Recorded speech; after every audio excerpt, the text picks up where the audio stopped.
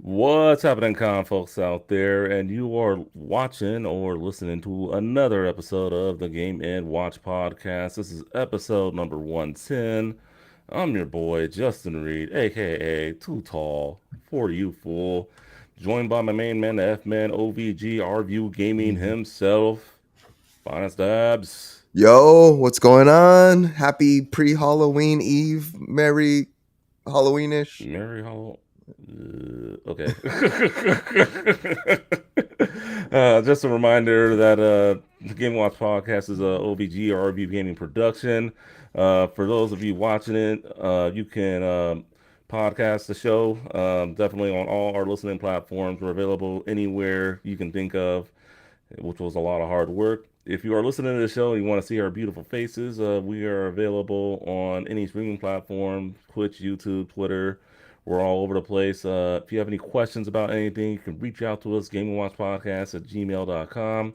If you are watching us live and if you comment on the show, we have a little segment toward the end of our show called Chat Room, where we'll read select comments uh, throughout the episode. And if anything, it's just like a LOL moment where it's just like we got to comment on it right away.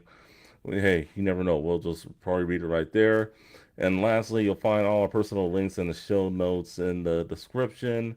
So thank you all for watching. Thank you all for listening. We really appreciate it. Episode 110. Let's get this rocking. Pre-Halloween, Halloween weekend. How you doing, F? You seem pumped for it. Yeah. You know what? I get to dress the kids like little superheroes and goblins and all this scary stuff. I get to eat all their candy since they're like so young. Oh My yes. youngest is only a couple months and my oldest is 3.5. So yeah, I get to devour their candy. I basically send them on runs to people's houses to pick me up candy, and I just call it a candy inspection. Um, yeah. Other than that, no, I'm doing well. I've been playing a lot of games. And or I should say game. I've been playing a lot of a game which is totally unexpected, and I know we'll talk about that in a couple moments. So yeah, how about yourself? How you doing? I'm good. I'm good. Speaking of Halloween, I don't know if you see in my mantle in the background or display case, I have two of those McDonald's McBuckets or yeah, those Ooh, you Halloween were able McBuckets. to get some. Okay. Yeah. I'm looking for the orange one or the McPumpkin. It's been kind of hard to find in my area. Hopefully, I Yeah. was gonna go out later with the kiddo, try to find some. I tried looking for some the other day, no luck. So hopefully, I can find some later. But we'll see. It might be a little bit of a mission, but. Dude, they've been sold out here. Like I can't get a adult Happy Meal for the life of me. Yeah, well, yeah, Yeah. adult Happy Meals I didn't even try, but those things No. were kind of easy, but Okay. so a little bit, but not too much. But yeah, adult Happy Mhm. Meals, yeah, yeah, those are kind of hard. So yeah, just getting ready for Halloween. My daughter's gonna be dressing up as Tiara from Princess and the Frog, the Disney princess, you know. Nice. I think So that's a perfect fit. yeah, definitely. So Yeah. yeah, we're excited about that. And my wife isn't. I don't think she's dressing up. I'll be dressing up as Justin Reed, aka Too Tall for You. Oh, so lame. I don't even know what I'm dressing up as. So Oh, my son is Batman. My youngest is gonna be Elvis. oh, Um, sorry, that's yeah, fun. and What's the wife doing? she is gonna be the caterpillar from Alice in Wonderland. Oh, So that's yeah, pretty cool. That's and then me, I still don't know yet. I will be dressing up though. you will Um, be dressing up. Yeah, not entirely sure. It'll be whatever's the last item bought at what's the Halloween store? Halloween decorations or Oh yeah, Halloween. Yeah, I know what you're talking about. Those Halloween stores that they put up yeah. everywhere in those. Yeah, old abandoned whatever's the last buildings. costume there. So I might be Cinderella. Who knows? We'll find out. But I'll be dressing up with the kiddos for sure. Yeah, yeah, I won't be dressing up this year mainly because I gotta. Yeah, we didn't get invited to any Halloween parties this year, so usually, like, if we do that, sometimes I'll dress up. Like, I know a few years ago, my wife and I dressed up as bank robbers, which was kind of easy. I don't know, man. I just don't like dressing up that much for Halloween. Maybe I'm a Halloween pooper or something, if you want to You call it yeah, that. you sound like a little bit of Halloween pooper. Dress up for your little girl. We'll see. Maybe if she asks me one of these years, I'll do it, but we'll see. But not We nothing this we have year. the audience saying that they can see you as a vampire. Okay, since you already work graveyards, I Mm. think. More than likely swing, but yeah. Yeah, thanks a lot. But on the real though, thank you for tuning in and watching us this morning.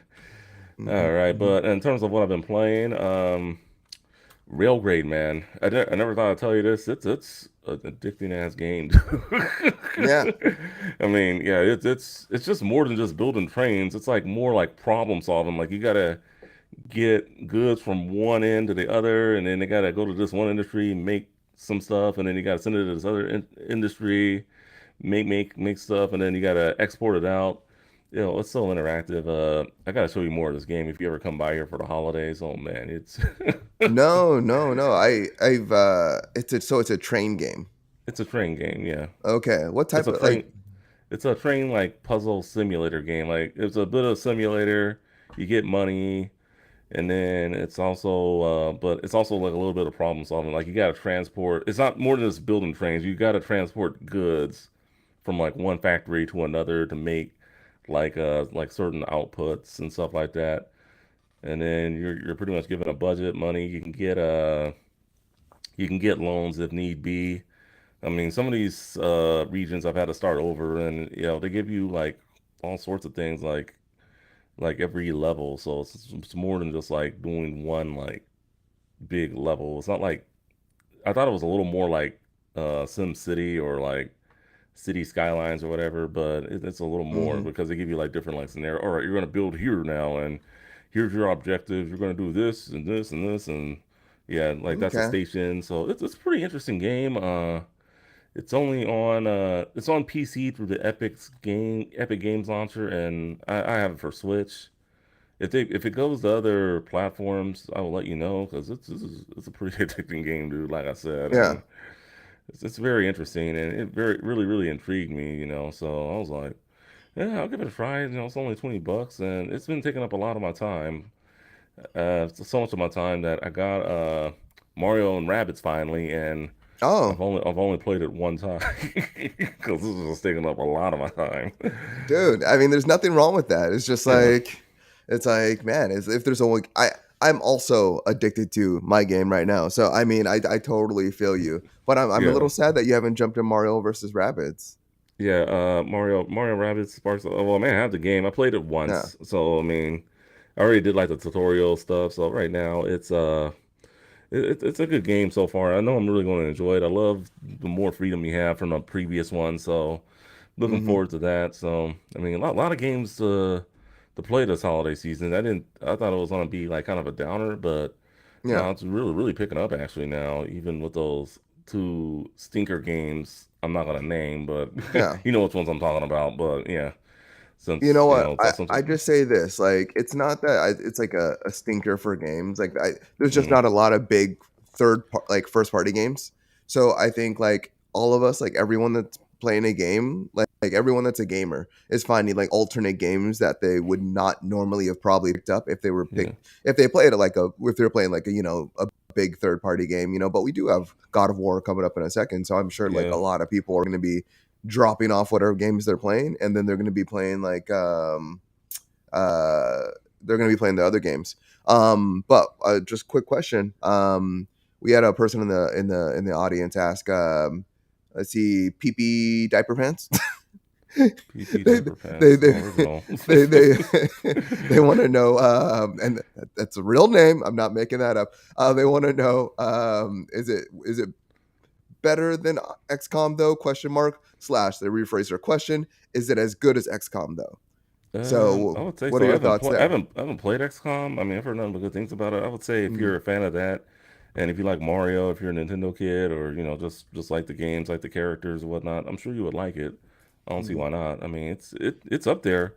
I mean, I could see even Mario being in that type of game without the rabbits, personally, quite frankly, if Yeah. Ubisoft were to develop it, and I think a lot of people would want it. I mean, I would like to see Mario in some more forms of battle besides just the traditional 2D platformer, 3D platformer, or whatnot. I Yeah, mean, and I've heard nothing but good things about this game. Like yeah, it's throughout great. the internet, like everywhere. I've heard only great things about Marvel versus Rabbids Sparks of Hope. And even the original one. Like the original one, like I was like listening to a reviewer and they're like, "You know what? I was having a bad day." And they're like, "I should have reviewed it higher because it deserved Yeah, it." And then, additionally, like this game is just it literally has such high reviews and Metacritic and just like everyone speaking about it. It has the ability to be in the game of the year discussions at the end of this year, in its respective categories. But yeah, I'm excited for it, and I haven't even played it. But they said they made improved essentially on everything from the original. yeah, They said they improved on everything. So yeah. I mean, Everything's improved, you can't definitely. you can't get better praise than that. Like, and that game clocked in like at a 7, like a 7 to 8 for Yeah, like most people. And now if it improved on everything, now it's like clocking like 8 to 10, or yeah, yeah. not to It tens, was but like eight what to nine. 85 or something on Metacritic. It ranked pretty high, so. Yeah. Yeah, absolutely. So definitely, if you ever do get a Switch, I would recommend you getting it. That's all I'm gonna say. Yeah, I'm just gonna play it on my Steam Deck too. That's all. Uh, well, I mean, I know you do want the Steam Deck. I mean, Yeah. definitely the Steam Deck I can safely say would be the next big piece of hardware next on my radar if I were to get Okay. something. So, Nice, I nice. mean, so we'll see, but I don't think it's gonna be this holiday season. Okay. Well, could I talk about my game? Oh yeah, yeah, go Oh, ahead. okay. I think you're taking all the fun right there. So Oh, I don't know, I don't know. Maybe some of you out there listening have played this little game called Marvel Snap. This game, talk about addicting. So it is a card based game. I don't like card based games for the most part. But this is very much like it's hard to explain in terms of like, okay, so everyone has like a mana pool essentially. If you've played like Dungeon and Dragons, or you played like any of these other card games, they every character has a mana pool and they have a power level. And then every level has three different sections and they all have conditions. In those conditions, they have like negative effects, they have positive effects, they have neutral effects, that all affect you or the level itself. And then in addition to that, all of your characters, since they're all Marvel characters and have powers, they all like every time you play a card, their powers affect the level in some way or affect the opposing team in some way. You play with 12 card decks. And I know we're going to talk about this more later on, mhm. because it's in one of our news stories. But you play with 12 card decks, and yeah, the more you level up, the more you complete your daily rewards. You get like new heroes, new villains to add to your decks, and then you can customize and build out your decks. So like I have like 7 decks right now. Damn. I have one for like um just like stopping people in their tracks and like stopping their powers. I have a duplication deck that like recreates my characters, and like I get more power the more cards I have in my hand. I have all these different decks. This game is, talk about addicting. Like everyone that I've been talking to has been playing this game right now. It is just a lot of And fun. it's available on mobile. Yeah, it's available on Android, iOS, and Windows and PC. All right. I'll So you definitely. can you can play it on your computer if you want to. All right. I'll try the mobile version. I'll definitely have a little crew that I get together with. Like maybe like every other Thursdays they play Yeah, during the tabletop games. They would love this. yeah. So the matches are only like 3 to 5 minutes, and that's my Okay. favorite part about it. So Mm. like any downtime I've had, I've been like jumping on my phone, and I'm just like boom, boom, boom, boom, boom, like, and I play a quick match. Yeah, and I played probably about 25 hours this week. Just a disgusting amount of hours, and it just released this week. So yeah, just every ounce of my free time, like I've been popping on this game. So yeah, if you haven't played Marvel Snap and you're looking for something just to do on at the airport or while you're waiting at a doctor's office or wherever, like I play it while my wife is watching whatever show she wants to watch and my kids are playing with toys. I'm just like, okay, I'm gonna play Marvel Snap now, and it's a lot of fun, and we'll be Well, talking they about it more say, later. mobile gaming is the future. Looks like it's making some strong strides right now with Marvel Snap. But yeah, we will be talking about that game later. Anything else you want to talk about? Did you finish God of War?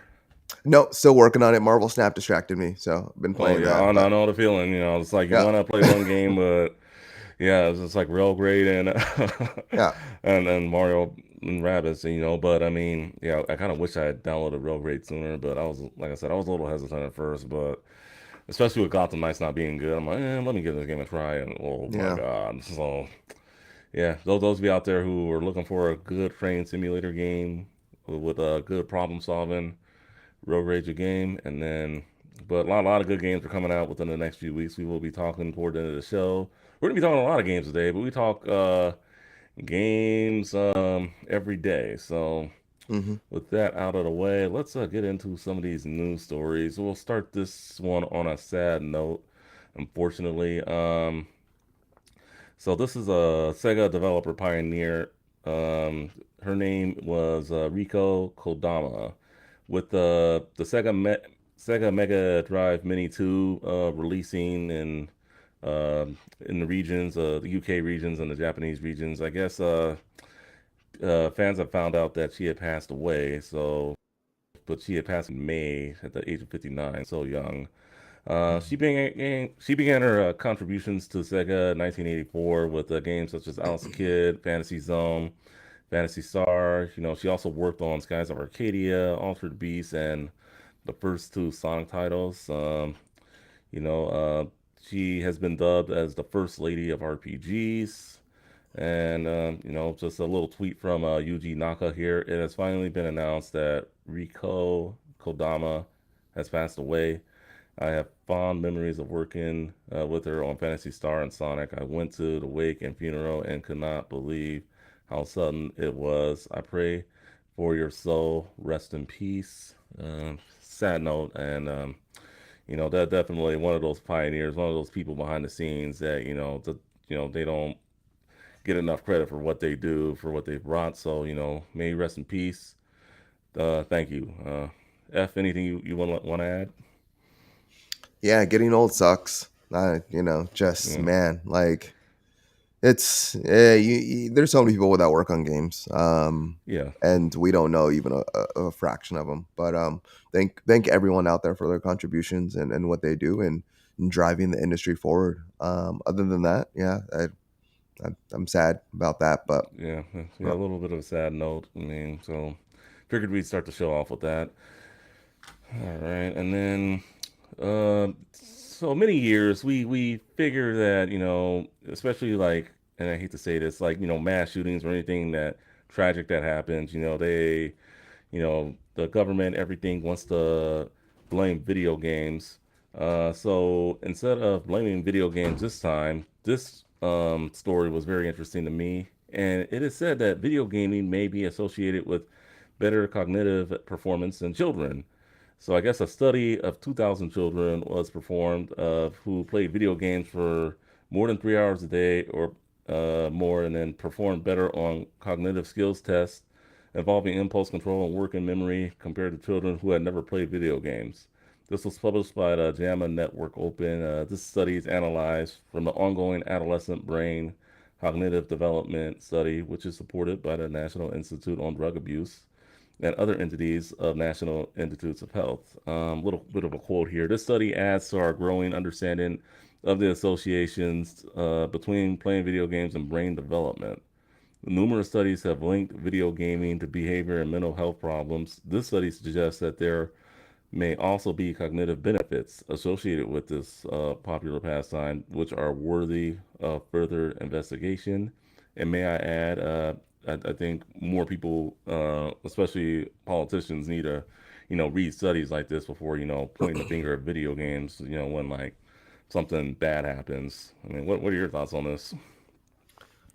Yeah, I've been saying it for years. There's a reason why I was always smarter than my parents, and this is the reason why. I mean, come on. I was gaming like 3 hours a day. Now, my cognitive skills they've decreased because I'm not gaming as much anymore. I mean, when you're smashing puzzles and jumping into games and figuring out like new ways to like just use your dexterity and just Yeah, like figuring out like I can do this, and really, I mean, gaming just helps overall. Now, yeah, I mean, in terms of the research, I think for all those people that do like just research on games and they all like say like, oh, games causes this and causes this and causes this. You can do that for anything. Like you can study anything and find a create, not even find, create a link between something negative in the subject matter. And then you can do the same thing positively. yeah, So definitely. yeah, there's not gonna be anything like anything in this world that's gonna be completely positive. Like in terms of like learning or whatever the case may be. Like we have people like learning about history and then trying to reenact like events from hundreds of years ago. Like should we destroy that history? No, we No, shouldn't. But no, we in the same shouldn't. in the same respect, like it's just you never know what people are going to take away from what they're engaging with, and it that is it's just going to come from the person. But yeah, that's all I really have to say about this. There's going to be positive and negatives that you can kind of gather from everything. Is the kind of the spiel. Yeah, well, definitely. I think video games have. I think they're a real. I mean, obviously, it was a new form of entertainment with us growing up. Like not a lot of people knew about them. I mean, my mom thought it was just going to be like a quick fad and then move on to the next thing. But that's just. I think people didn't realize that they're going to be here to stay, and now it's this billion-dollar industry that generates lots of money, lots of entertainment every year. So Hmm. I mean, we never thought it would come this far. Oh, So I did. I knew. I told my parents that too. I was like, invest in Nintendo when it was like 10 cents, 10 cents a share. They didn't listen. yeah, well, I mean, yeah, if I could have did that, I'm sure a lot of people would have did that back in the Yeah. day. But I mean, yeah, reading stories like this, makes me feel good, makes me feel that I'm on the right track now. I mean, I've discussed this on the show before. My daughter is on the spectrum, so if I can get her just to play like a little bit of video games, maybe she'll be a genius. You never know. But Yep. right now, she's just addicted to the videos that come on her tablet. But I feel video games, very interactive. I mean, regardless of what genre you're playing. So Yeah. that doesn't got to be all first person shooters. I mean, they have a wide variety of things you could play, through Yeah. video games. So yeah, great article there. Definitely, if anyone's interested, we can definitely source it to you in the show notes. It's Uh, listed right there at the bottom of the screen. yeah, yeah. So yeah, definitely go check it out. All right. Fallout 4 is getting an update. Looks like they put out a tweet from Cheap Ass Gamer. News: Fallout 4 will get a free PS5 update and Series X and S update. PC will get an enhanced edition for free too. So this is pretty good for Fallout 4 fans. It looks like it will be coming sometime in 2023. So let's see. It will include performance mode features for high frame rates, quality features for 4K, resolution gameplay, bug fixes, and even Creation Club content. Are you excited about the Fallout 4 update that's coming in 2023, F? Yeah, I mean, Fallout 4 was a beast when it came out in 2015. How could I not be excited? You know what? The one thing I'm gonna say, and yeah, about them remaking a Fallout game for current consoles is that like there's just a certain amount of jank, and bugs with Fallout games, and this was not like Fallout 4 was not one to miss those. So I really hope like when they're like remastering the game and redoing the game, I hope they like just fix the bugs that need to be fixed and they keep the bugs that made the game awesome. So I mean that's like my biggest thing, but no, super excited to see this from Bethesda. I think big Western RPGs like this are pretty awesome. Especially the Fallout. Like this was Fallout in its prime. Like Fallout New Vegas like came out to like great, but relatively good reception. Like not maybe not great. It was kind of like either a hit or miss with people. But Fallout 4, just like everyone I know that played it like was like, I love this game. Just like having that like open post apocalyptic world was amazing. I played it a little bit, but I fell off because just the game is too much of a sandbox for me. Like I felt like I wasn't getting anywhere, like even following like the story quest and upgrading my pip and so forth. Like I didn't feel like I was getting as much out of it as I would have liked. I needed a little bit more streamlined, but that doesn't take away from how great the game is. And yeah, looking forward to that one. Maybe I will jump back in. Make it so my save from 2015 carries over, Bethesda. Uh, Yeah, definitely. uh, I mean, well, I didn't play Fallout 4, so I mean, would this be something I should probably get for the PS5 if I'm looking for a remake or just something with a updated frame rate or anything like that? Would you recommend it for me, or what do you no, say? no, I wouldn't. No. Not that it's like a game that you necessarily. Well, I don't think it's your type of game, but Mhm. even if you were to dive in, I would say you wouldn't have the time to play it. Okay. I don't remember what how many hours it was offhand, but I would Ooh. say like I most people that I knew were like dumping, like on the low end, like 80 hours into the game. Yeah, that's a lot. So yeah, so I don't know. That's up to you, but Yeah, I I would say mean, probably not usually your type of game. like 40 hours is like the max I can do, and that's if I'm really having fun. Otherwise, it's yeah, I kind of can't do it. That's why I don't really have time to play a lot of great RPGs that are out these days. It's almost Yeah, like 20, 30 hours is like really all I got time to invest into a game. I mean, unless doing this as a hobby or anything was a full time job, but even then, still, that's a lot of hours to be putting into a game. 80 hours, yeah. at I the minimum. the thing that like this one did a little bit differently is like you can build your settlements.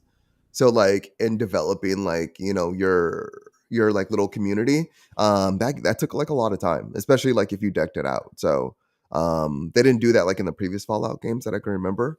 But yeah, like there's definitely features in the game that you can take like way beyond. It was almost like Fallout Shelter. I don't know if you remember that mobile game, but it also came out for Xbox. But yeah, it was kind of like in that realm of like, oh, like you can kind of build out your town and your community, but of course in 2015 on in 3D, on a 3D Western RPG. So Oh yeah, right on. So definitely, but that is coming out. So for those that are interested, looks like we had some fans in the chat saying, "Hey, heard 76 was a miss." I didn't play Fallout 76 either, so uh, yeah. definitely. So we got some.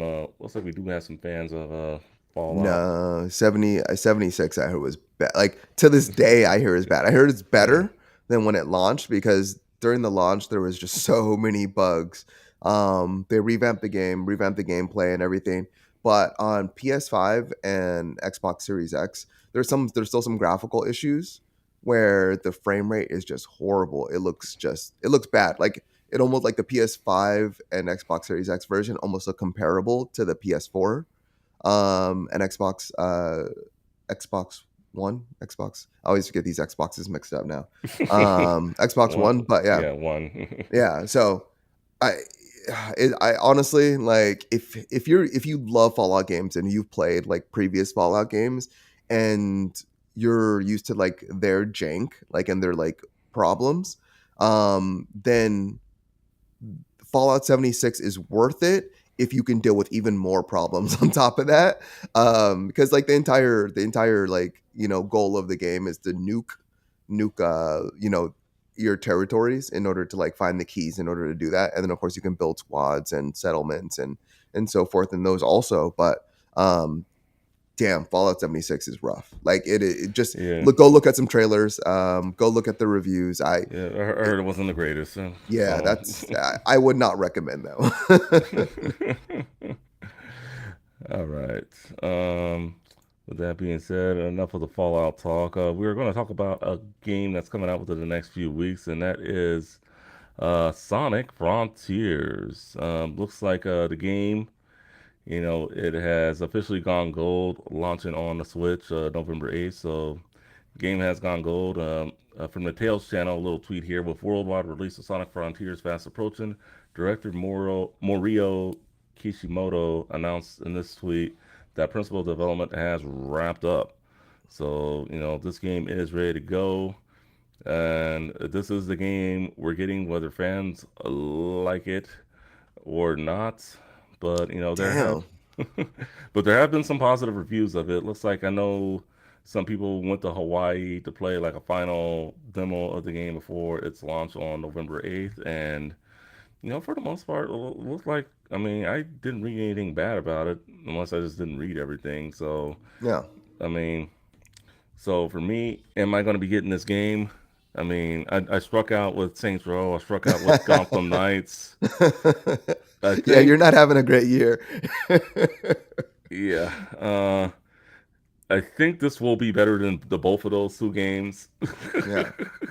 So, and I mean, if the bar is to just be better than Sonic Forces, I think it's not.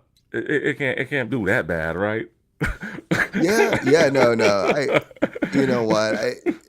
The goal being better than Sonic Forces is a relatively low bar. Yeah. So if that's the goal, like I think this is definitely going to do that. I think I don't know. A lot of the criticism is kind of taken over the top, like the floating rails and stuff like that. Like there's floating platforms in like so many games, especially if you look back at like the original Sonic games. Like there was just random floating platforms without explanation.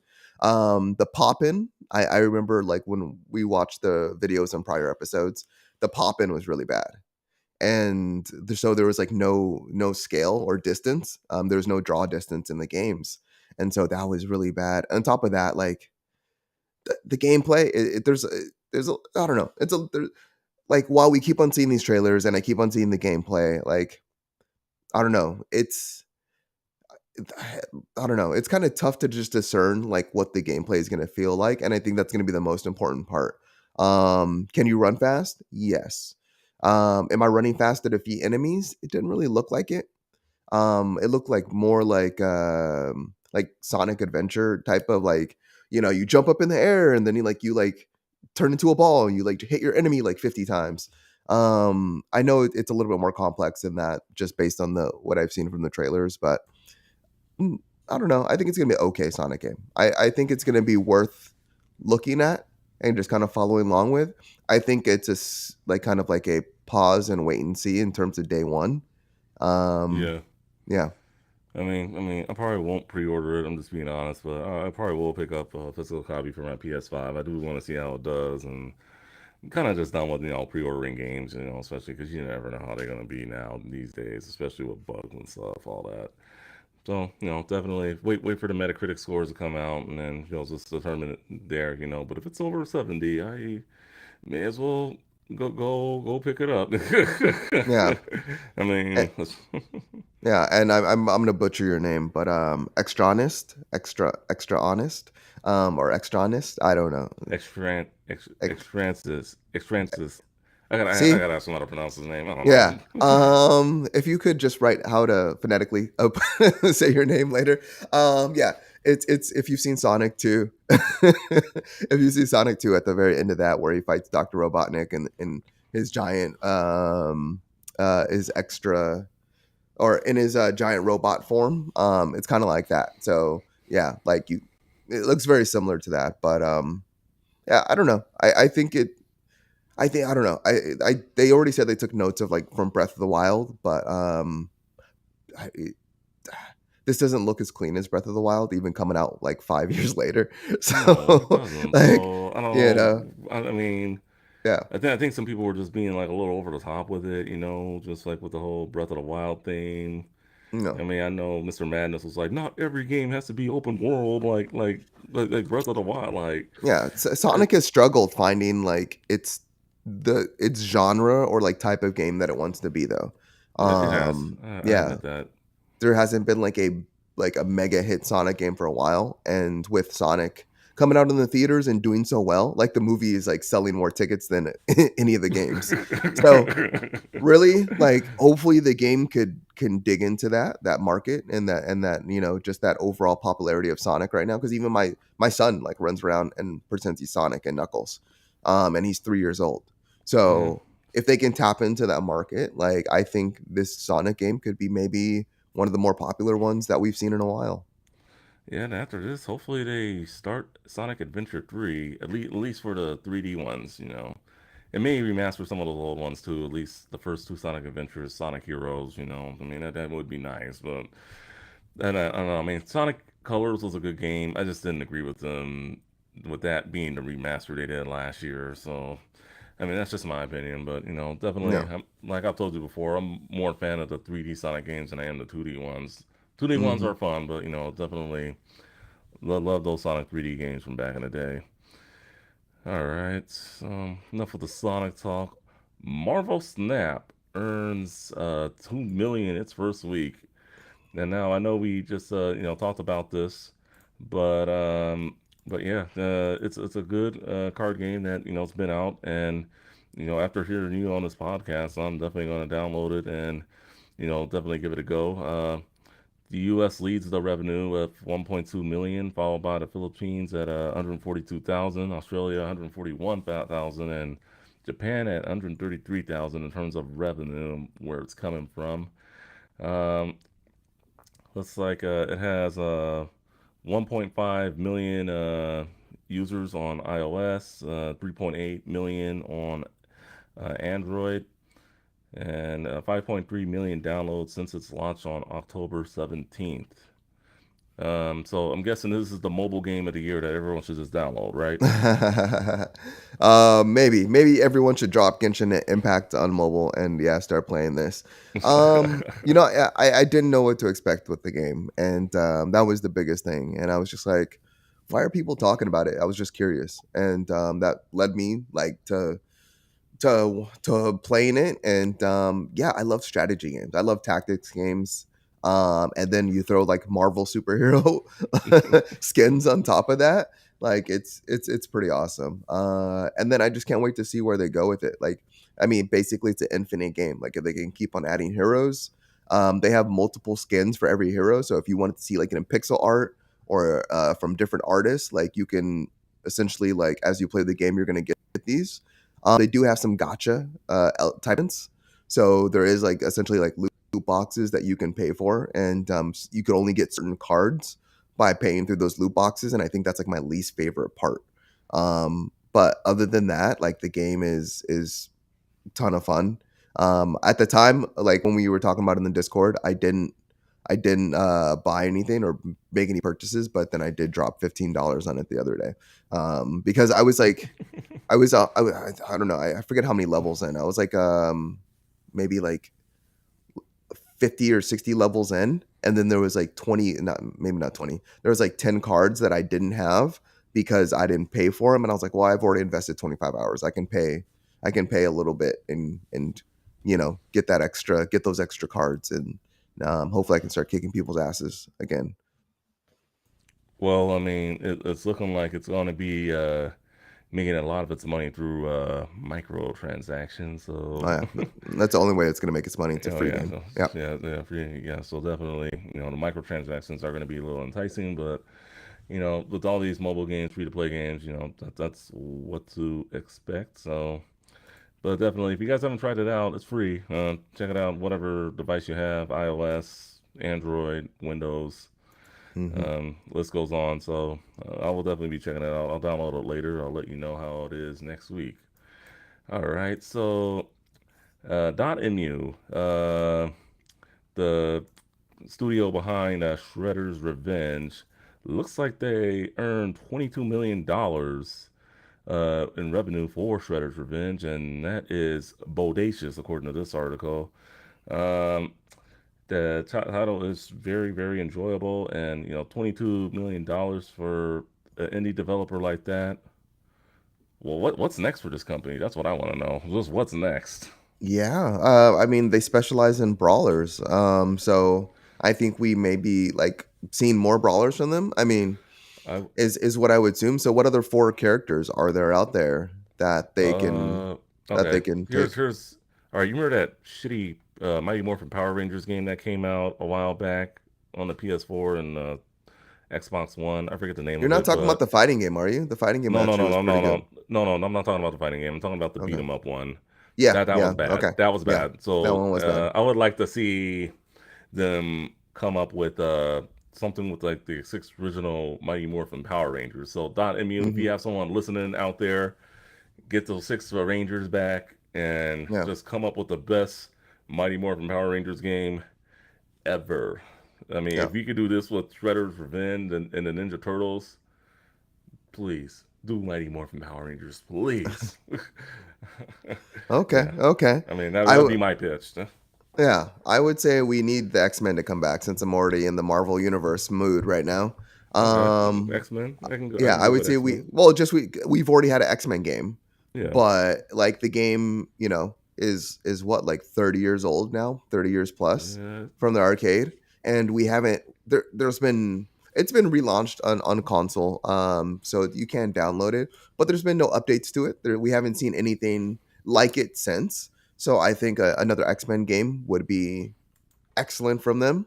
But if I had to choose something original, I would say like I would love to see like an anime adaptation, Okay. kind of like I would love to see like My Hero Academia, or like there's another game called How to Pick Up a Girl in a Dungeon, or Daimachi. Mm-hmm. Like I'd love to see like one of these like anime adaptations where they already have like 1,000 characters, all with like amazing powers, like adapted into a side scroller brawler. My Hero, I think, would be my first choice though right now, if I'm since I'm thinking off the top of my head. But All right. Well, definitely. For now, going back to Shredder's Revenge for a minute, do you think they will put out DLC for this game? Not that they need to, but do you think they will or could perhaps? I hope so. I mean, I really hope so. They said they originally weren't. Mm. They said it takes a lot of work to make Yeah, those. those sprites aren't easy. Yeah, those sprites that they make. They say it takes so much time. So they said originally that they weren't gonna do DLC because creating a new sprite character would just be crazy. Actually, I take that back. They said that about skins. They said that that's why Skins. there's not skins in the game. Like you're not gonna be able to adjust your character, your turtles in other forms. But yeah, no, I'm pretty sure that they're gonna release an extra character. So I flipped that a little bit. So But you yeah, think they'll release an extra character? Okay. yeah, I think All they're right, gonna that's release fair. like another one or two characters.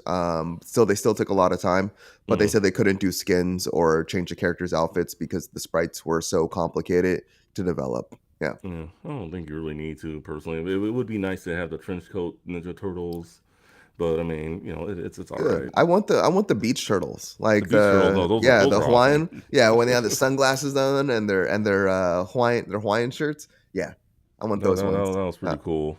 But yeah, I mean, extra characters. If we can get the punk frogs or the rabbit, I forget his name. I always forget his name. But I mean, yeah, just yeah, that would be pretty cool. I don't think Metalhead needs to be a secret character. I mean, or DLC.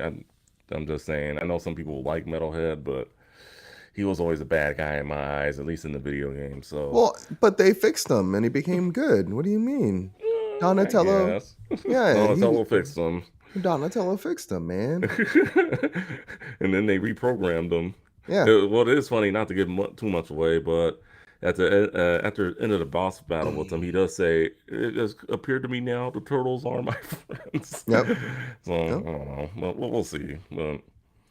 But I mean, yeah. The Game Awards are just around the corner. Do you see it winning something possibly there? I know it might be a Yes. little early to get into it, but There's a lot of indie games this year that are just so good.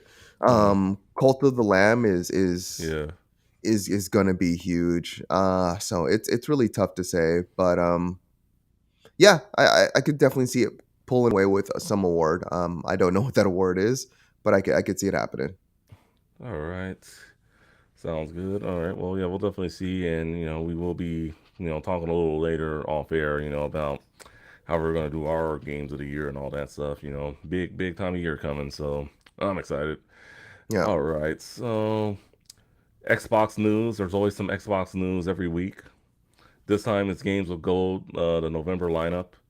Looks like they're going to their two games now, as we mentioned a while back, and those two games are Praetorians HD Remastered from November 1st to the 30th, and Dead End Job from November 16th to December 15th. Um, I'm not gonna lie to you, and I'm not even gonna try to sugarcoat it.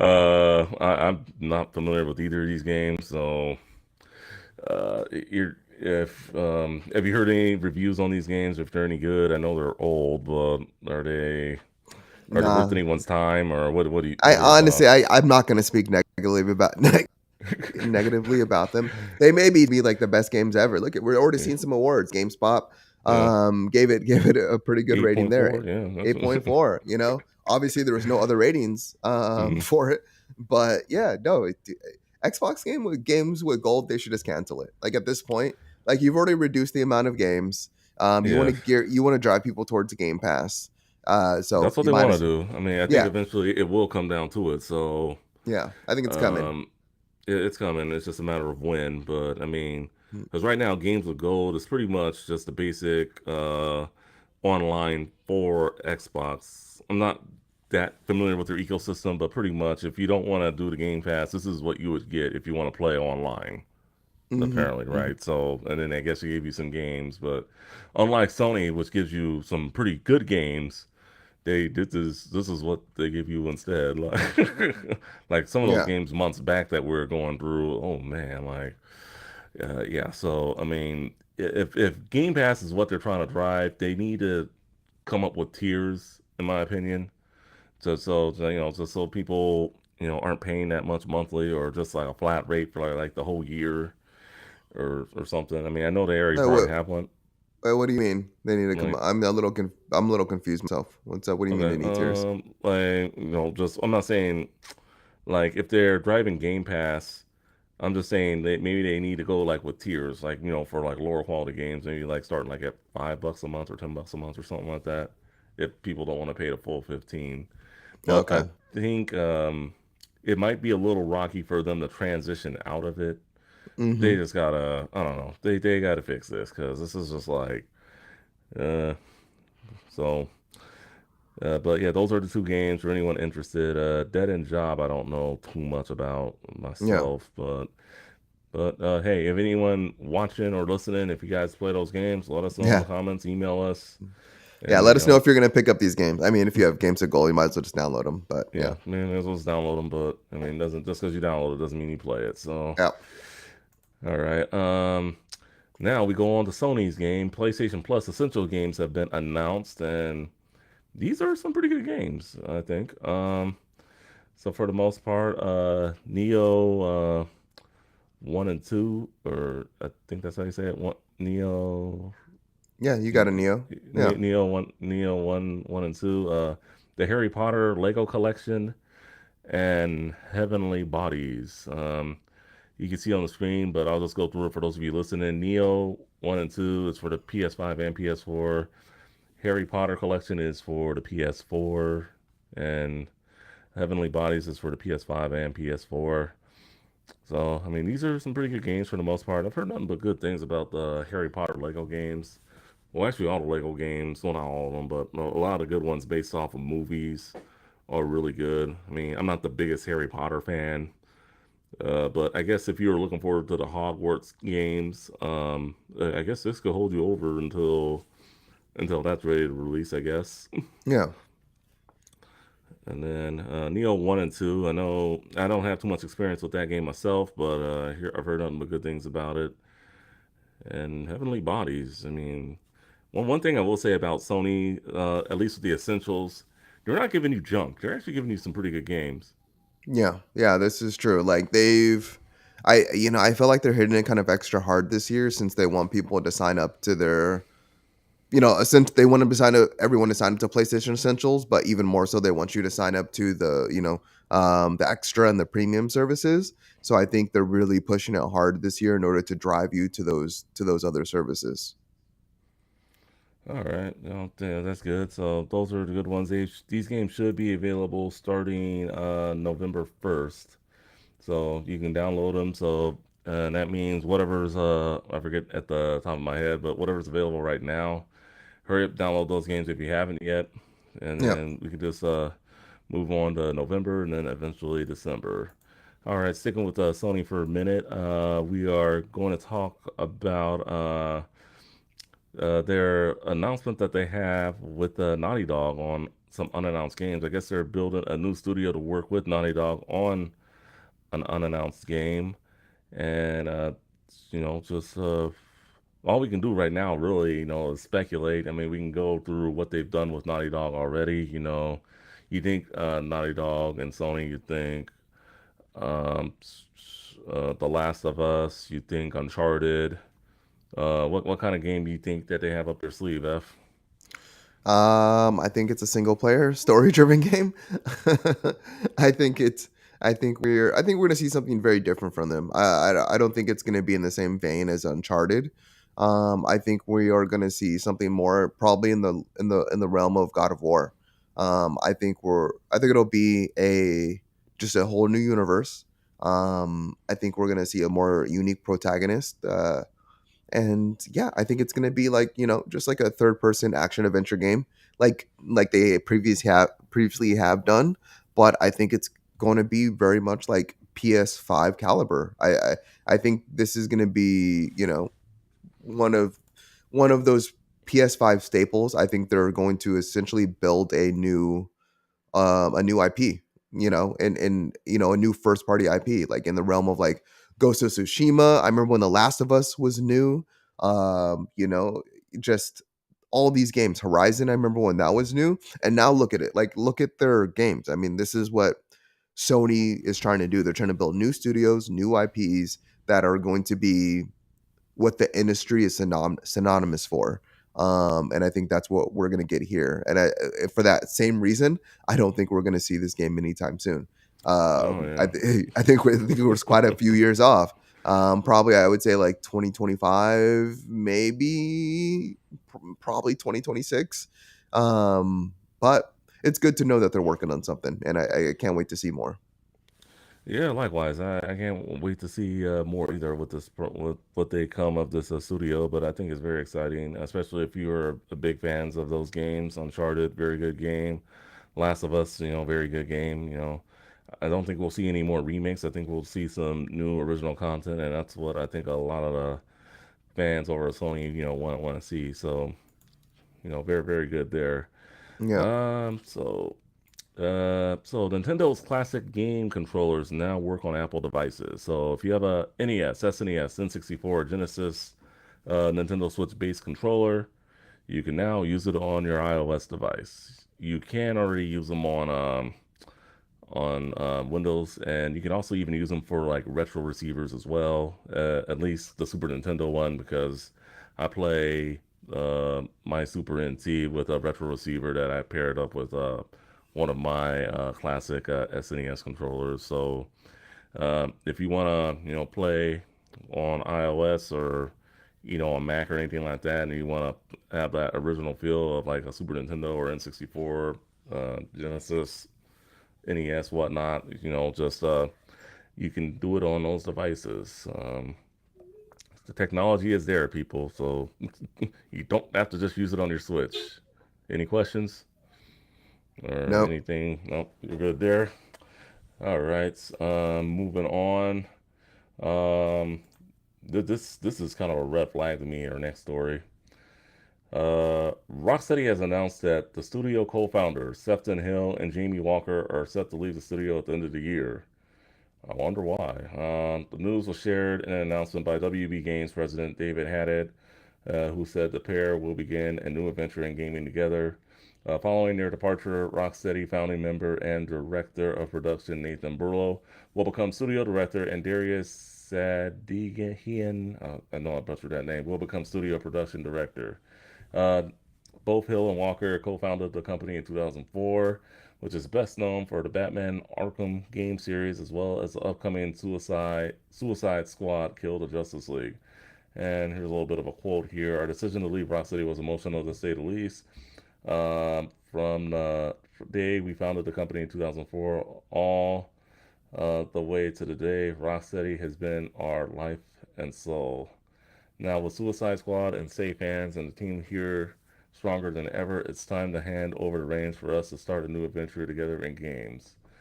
Um, all right. I know there's a little bit more quotes here, but I don't want to read the whole thing. Uh, so, I mean, I wish them nothing but the best. Just thank you for those great Batman Arkham series games. You know, they definitely do rock, some of the best games I've ever played. But, I mean, you don't think they're running away because of this last Gotham Knights game, do you? Or you're muted. You're muted. Thank you. No, I was just gonna say no. I don't think that's necessarily it. I think the Gotham Knights game was kind of like the end of their journey. I think they probably I don't like the Gotham Knights just came out. Like I don't think they Yeah. like Gotham Knights release it. They're like, oh, yep, I want to bounce now. Um, no, you know, they found it one studio. They built it from the ground up. It's now a living, breathing entity of itself. But in that same respect, like you're answering to investors and shareholders and to all these people. And it's like if you have the capability, like I mean, they're probably not just the only ones leaving. They probably have other people leaving with them. And if you have Yeah. the opportunity to start your own studio and you have the know-how because you've already done it, then yeah, like why not start another studio and start over? And you know, because Rocksteady, what do they make? They make Batman games now. Like that's Yeah. it. Like we don't see anything else from them. So now that they can like kind of get out of like Warner Brothers clutches, Yeah. they can go off and make whatever they want. Yeah, it's gonna be interesting to see. I mean, I wish he's got something but the best of luck. You know, thank you for the great games over the years, and you know, just sky's the limit for these guys. You know, just big ups to what they did over at Rocksteady, creating the studio, and all that good stuff. All right, moving on. CD Projekt Red announces a remake of the original Witcher game in Unreal Engine 5.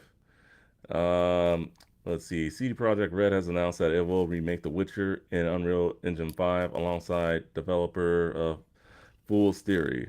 This is one of the five games the company announced earlier this month. So I guess that article would know about the five games. Mm-hmm. So I guess this is one of the games. This will be a true remake, with the company saying it will be rebuilt from the ground up in Unreal Engine 5 at early stages of development. As part of its announcement, the company cautioned, "We want to do this right, so please be patient. It's going to be a while until we can share more details." Yeah, but the Witcher remake, and then it is on Twitter, so um, I still need to play The Witcher 3. I mean, I know that game. It's been on my radar for a while now. I'm just I just want a clear slate of all right. Every game I have right now is bored. I want to jump into The Witcher 3. So um, and then, but yeah, I am interested to see what the Witcher remake is going to be like. Have you Mm-hmm. played the original Witcher? Yeah, I have. I didn't finish it, but I love the original Witcher. The thing is about this, like they already announced that they were gonna remake that game. We were supposed to. I'm pretty sure it was supposed to be like released like relatively soon. But now that they're changing, completely different engines and hardware, yeah, we're not going to see that for a very long time. But yeah, I don't know. I don't think it necessarily needs all. Yeah, I don't know. I guess like all games are at a point where there's just such a graphical leap in terms of like when we're thinking about like anything PS3, Xbox Series, or Xbox 360, or earlier. I feel like there's such like a large generational leap at this point that like they are remaking like all the biggest games. Do I feel like it's necessary in a lot of cases? No, but in the same respect, like it's also like a kind of a cash cow for like these developers, just remaking a game that already has proven itself to be well known and has a well reception towards people. So yeah, no, it's I'd be interested to play it again. Yeah, maybe maybe I'll get through it the fifth time around because I always would start The Witcher. I play like 20, 30 hours and then I forget. I'd stop playing. And I forget everything that happens and I jump back in to new save and then I start over again. And yeah, Yeah, it yeah, was that's the thing with these, like 30 plus hour games. Like, yeah. if you put it down, especially like for like 2 3 months, you forget like how to do things sometimes with video games, especially with so many things to play nowadays. Hmm. It is, yeah, just. I mean, that's kind of one reason why I'm afraid to jump into Witcher 3. But I've heard nothing but good things about it. I want to get that a whole like that $40 one. I guess it comes with all the DLC and everything. I know they have it on sale at Best Buy for like $40 or whatever. Oh But yeah, yeah, yeah, yeah. so I mean, that's been kind of on my eye for a while. I'm thinking about it. Well, we'll see. I mean, I right think that now, one deserves to be in your collection, uh, regardless of like CD Project's current, mm, their yeah, current history and what they've done. But yeah, I think it deserves it to be in everyone's portfolio. It's a Witcher great 3. game. Okay, Yeah. yeah, I've heard nothing but good. Even like maybe if I wasn't too stuck on Destiny back when I first got my PS4, maybe I would have dipped into it a little sooner rather than later. But it is what it is. Yeah. um, I mean, so with that, so definitely check out. Um, we'll keep you guys posted on any updates that come out of the Witcher remake, but they said it's going to be a while, so don't expect it to be out by the end of next year. That's all I'm saying. All right, we get into some Call of Duty news, Modern Warfare 2. Um, have you decided before we get into this, are you going to pick this up or not enough interest around it with your community of gamers that you like the game with online? Yeah, man, I haven't picked up Call of Duty since the original Modern Warfare, and Modern Warfare 2. I actually picked up those two. No, no, I honestly, you put this on, and I was hoping you had something to say about it because I don't, I don't know, don't have much to say. I'm All not picking right, it all up. right, all right, all right. Well, I mean, the last game I got was what is it? The last Black Ops game. That was the last one I got. But usually my crew, yeah, the guys I game with, usually we'll like decide, and Yovan, Bravo, shout out to them if you guys are listening or watching. But usually they'll decide, like, hey, we're gonna do it. We're gonna do it. That was really the reason why I got the last Call of Duty. Hmm. But they haven't said anything, so it's looking like I'm not getting it. Maybe if they get it like closer to the holiday season, I might. Maybe we will, but we'll have to wait and see. Call but on Call of Duty Modern Warfare 2, the PlayStation version has exclusive benefits. So let's see, including a PlayStation Party bonus, as detailed benefits players can expect. These include monthly double XP events, which last for 24 hours each at a time. Um, and then players who play together in parties, 25% bonus weapon XP. The bonus still counts when playing with cross-platform teammates. So don't feel that. So if you want to play with anyone on PC or Xbox, feel free. PlayStation players who reach level 4 can and unlock a creative class will also get 2 extra loadout slots, and if they buy a battle pass bundle, will get an extra 5 tier skips. Last but not least, a free in-game bundle for every season, which includes things like skins and weapon blueprints, will be available for a limited time, only for PlayStation Plus members. So, That's um, crazy. yeah, that's pretty big news if you have Yeah. a PlayStation and you got a Modern Warfare 2. So I Hmm. guess if you have it on PC or Xbox, sorry. Well, that I mean that's the thing. Like, like PlayStation had all these exclusives like lined up, with Activision. Like they've had like all of this lined up, like all these things, and like Xbox is now like able to see all those contracts that they had, like, with with them, and yeah, Xbox can now kind of like plan and kind of like make decisions based on the contracts that they're able to view, that PlayStation had. But for the next few years, like PlayStation has these exclusives for like the like next like 3 years is what we heard last. Yeah, like you will be able to, for at least the next 3 years, PlayStation is going to be the place to play. Even more crazy, like just thinking about like Yeah. crossplay, you can actually turn off your crossplay on the PlayStation where you can't on Xbox. And I don't even know why you'd want to turn off your crossplay. Like that's some like gamer shit right there. But like, Yeah, well, I mean, I could see why people wouldn't want to play with someone on PC, and I can experience it from, the last Black Ops game I played. A lot of those PC guys. yeah, yeah, I know people that like, I know people that are on PC playing with controllers though. Like, Yeah, I don't know. I mean, I play with a controller if I played on PC. I mean, I'm being honest. Yeah, I So, I don't know. mean, yeah, I mean, if anyone that's watching, if you do play Call of Duty, what's your preferred platform, console or PC? It doesn't really matter the console, but Yeah, and I'm will just you be picking curious. up on Xbox or will you be picking up on PlayStation? Because right now, like with all these PlayStation bonuses, like I would still pick mine up on PlayStation. At least Yeah, for the next few years.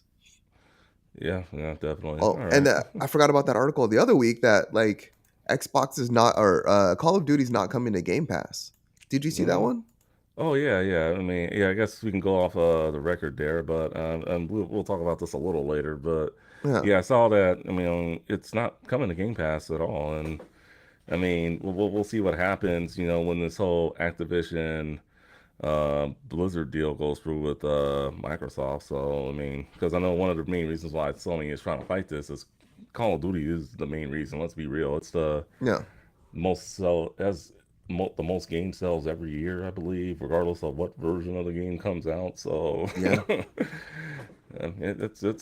it makes a lot of money. So I can see why guys don't want it to be exclusive to one platform. So, yeah. but that's interesting. I got a little more to say later, but we'll save it for that in a few articles. But real quick, so I believe so a lot of people are saying that physical media is dead because if you do buy a physical copy of Modern Warfare 2, um, guess how much is on a disc? I mean, How all much? these How games much are space? over 100 gigs.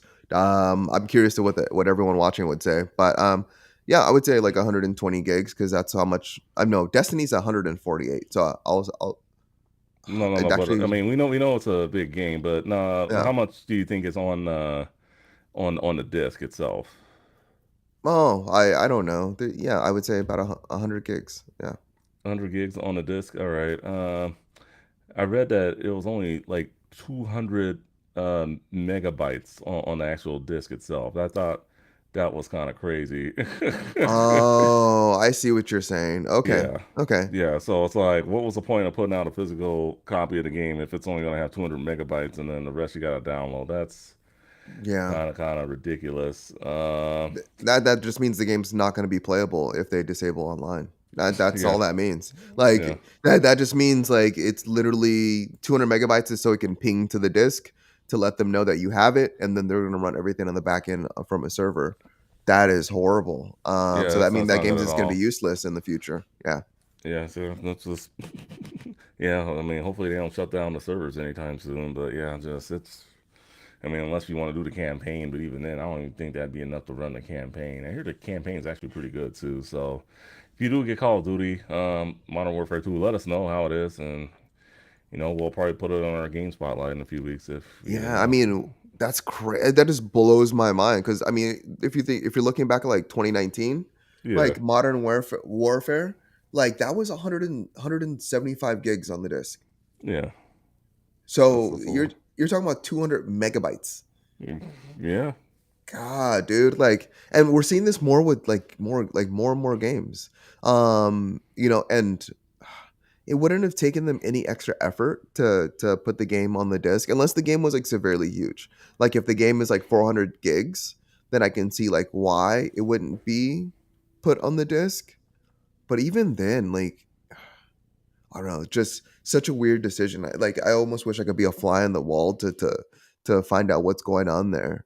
Yeah, just really strange. But I don't. Yeah, we can move on. Man, crazy. Yeah, and then it also includes warfare and all that stuff. So it's like, Hmm. oh man, that's kind of ridiculous. All right, moving on. So the developer, new Qbyte, I think that's how you say it. They have some classic titles that are announced for modern consoles, the PS4, Xbox One, and Switch. These include classic titles such as Glover 64 or Glover. It was on the Nintendo 64. Iron Commando, Brave Battle Saga, and more. We'll go through what they're going to be putting on modern consoles. So even though Glover, was on the N64, it's not going to be on the Switch Online service. Well, it's coming to all modern consoles, so obviously it wouldn't. But that's one of them. And I guess they're doing a beat 'em up archives, Iron Commando and Legend. Iron Commando was originally on the Super Nintendo, and it was released through the French developer Arcade Zone. Legend was developed and first released in 1994 in North America, and then this was the company behind that old cartoon franchise, Stone Protectors. Oh If you remember man, them. I remember that. That's All kind of right. awesome, actually. I like that fun fact. Stone Protectors. For those of you listening that don't know, it was essentially a Ninja Turtles ripoff, kind of on the same category as Street Sharks. But uh, yeah, I had the toys, and if you Google them, yeah, they were pretty much trolls on steroids. So, Hi, mom, dude. if you're I listening, bought the one on the I'm about rollerblades. yeah, I'm about with the one with the camouflage with the yellow hair. But Yeah. mom, if you're listening, I'm sorry I asked for it. That's just one of those things. It's like you go back to the '90s. It's uh, but nah. But if you guys are interested in further research on the show, they had toys, it had a video game, and it actually did have a cartoon show too, believe it or not. So yeah, Dude, Stone wait. Protectors. Give me a second. Keep on talking. I'm gonna bring up Stone Protectors right now. All I want right. everyone to see this. All This right, is you want to see Stone Protectors? Okay. yeah. Other games they'll be doing RPG games. In 2023, they will be putting out Brave Battle Saga: The Legend of the Magic Warrior and Legend of Wukong. Brave Battle Saga, what came out for the Genesis and Mega Drive in 1996, along with Legend of Wukong as well. So, and then Glover was released on the Nintendo 64 in 1998. I wasn't a big Glover fan. It kind of reminded me of the glove you fought um, in Super Smash Brothers. And the original Super Smash Brothers game, that glove that you fight as the main boss. All right, so looks like Finest has pulled up the Stone Protector. Yeah, yeah. Hold on one Yeah, second. we're gonna reminisce here for a minute. Yeah, I was a little shocked when I read. I'm like, what Stone Protector? I mean, I Yeah, knew it had a man. video game, but I had never played a video game. No, yeah, it was on NES, the video game. But SNES yeah, actually, but yeah. I'm sorry, SNES. Thank you. Oh yeah, they're Yeah, like a rock and roll band. dude, I had the blue one right there with the pink hair. Oh my I had the one with gosh. the yellow hair, the camouflage. Yeah, the fourth one. Yeah, the fourth one. The second on the right. Yeah, that one. God, And those were the dude. bad guys. If you're listening, sorry, man. No, I think that's awesome. That's Yeah, great. so That's a Stone throwback Protectors right is there. yeah, so Stone Protectors is coming back. I am actually a little curious to play the game now. I mean, I'm not gonna go buy the toys or anything. I think my old Stone Protector toy is probably destroyed, but yeah, but What yeah, other when podcast are you gonna like watch that is gonna go into stone protectors? Like real talk. What other podcast are you gonna watch? It doesn't exist. That's the answer. It I doesn't exist. and the funny Right thing is, here. we are based on nostalgia finest. I when I read this article, I was mainly reading it for the Glover. I didn't even know they did Stone Protectors until like reading deeply in the art. Like, what's Stone Protector? Oh my gosh. I used to love that cartoon. I was mad. I was mad when it got canceled. I really was.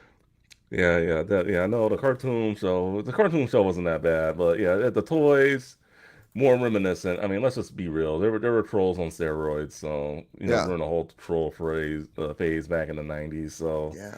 yeah, if you're as old as we are, you know what we're talking about. So, stone protectors, go Google them, guys. You don't have to. Just watch this show. You got it. That's what I'll be for Halloween—a stone protector. No, I'm just kidding. Nah, me next year. Okay. So 8-bit dough has outdone themselves again. Now, for those of you out there that that don't know what 8-bit dough is, they put out probably some of the best third-party controllers out there.